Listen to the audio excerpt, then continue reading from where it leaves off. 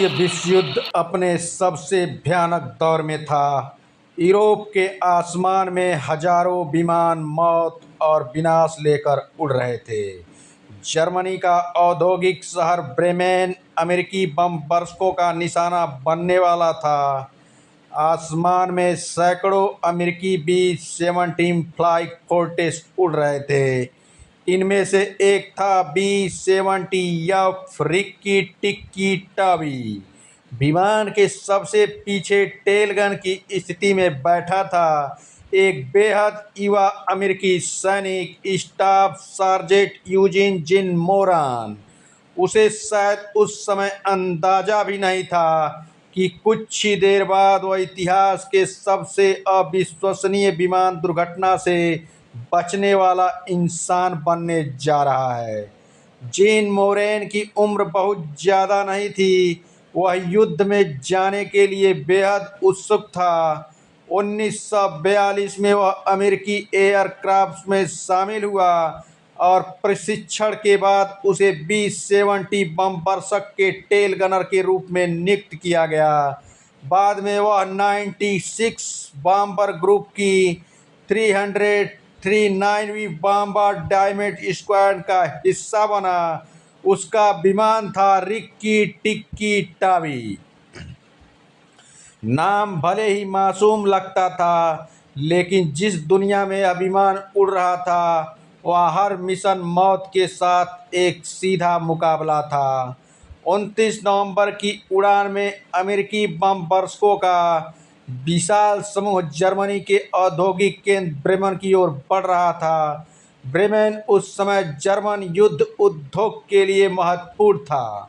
वहाँ हथियार, जहाज और युद्ध से जुड़ी औद्योगिक गतिविधियाँ होती थी, इसलिए अमेरिकी वायुसेना के लिए यह एक महत्वपूर्ण लक्ष्य था। सैकड़ों विमान एक विशाल संरचना में उड़ रहे थे। बी-70 की सबसे बड़ी ताकत उसका भारी हथियार और समूह उड़ने की रणनीति थी। एक विमान पर हमला करना आसान नहीं था, लेकिन जब दर्जनों बी-70 एक दूसरे के आसपास उड़ते थे तो उनकी मशीन गन्नों की संयुक्त मारक क्षमता हमलावर लड़ाकू विमानों के लिए बेहद खतरनाक बन जाती थी। हर तरफ मशीन गनें थी, नाक में, नीचे, दोनों किनारों पर और सबसे पीछे जेन मोरन की टेल गन।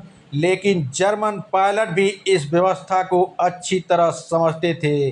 वे जानते थे कि किस कोण से हमला करने पर बी-70 की कुछ मशीन गन प्रभावी ढंग से जवाब नहीं दे पाएंगी।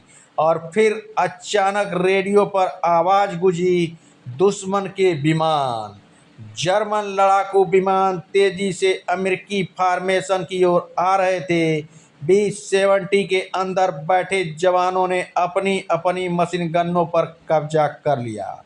कुछ ही सेकंड में शांत आसमान गोलियों, रॉकेटों और विस्फोटों के तूफान में बदल गया। जर्मन विमानों में BF-110 भी शामिल थे।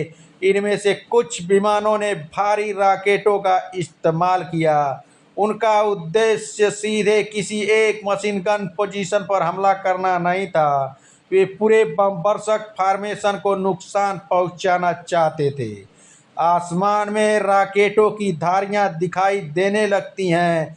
एक रॉकेट रिक्की टिक्की टावी के बेहद करीब से निकल जाता है। कुछ सेकंड के लिए विमान के अंदर बैठे लोगों को लगा कि अब अगला रॉकेट सीधे उनके विमान से टकराएगा, लेकिन वह बच गया।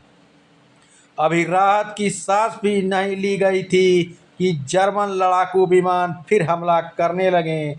मशीन गनों की गोलियां बी-70 के चारों तरफ से गुजरने लगी। अमेरिकी गनर भी जवाब दे रहे थे। आसमान में चमकती हुई ट्रेसर गोलियां एक दूसरे की ओर दौड़ रही थी। हर सैनिक जानता था कि इस लड़ाई में एक छोटी सी गलती मौत बन सकती है। जर्मन लड़ाकू विमान बार बार अमेरिकी फॉर्मेशन पर टूट रहे थे। BF-109 और FW-190 जैसे लड़ाकू विमान बेहद तेज थे। वे हमला करते, गोलियां चलाते और फिर तेजी से दूर निकल जाते। B-70 के गनर उन्हें निशाना बनाने की कोशिश करते, लेकिन यह आसान नहीं था। कुछ ही सेकंड के लिए कोई लड़ाकू विमान आपकी मशीन गन की फायरिंग सीमा में आता और फिर गायब हो जाता। जिन मोरन अपनी टेल गन से लगातार निगरानी कर रहा था, उसका काम था पीछे से आने वाले दुश्मन को देखना और जितनी जल्दी संभव हो सके उस पर गोलियां चलाना। उसके चारों तरफ धुआं, आवाज और कंपन था, लेकिन युद्ध में टेल गनर के लिए सबसे खतरनाक चीज सिर्फ गोलियां नहीं थी, सबसे बड़ा खतरा था अकेला पड़ जाना। बम बरसों की विशाल संरचना में रहता ही सुरक्षा था, लेकिन किसी कारण से रिक्की टिक्की टावी धीरे धीरे मुख्य फॉर्मेशन से पीछे होने लगा। यह स्थिति बेहद खतरनाक थी। जब तक विमान समूह के बीच था, दूसरे B-70 उसकी रक्षा कर रहे थे, लेकिन अब उसके और बाकी विमानों के बीच दूरी बढ़ रही थी। जिन मॉरन ने पीछे से देखा, दूरी बढ़ती जा रही थी। उसने समझ लिया कि कुछ गड़बड़ है। विमान के इंजन अभी भी चल रहे थे, कोई बड़ा धुआं नहीं था, लेकिन फिर भी मुख्य समूह से पीछे जा रहा था।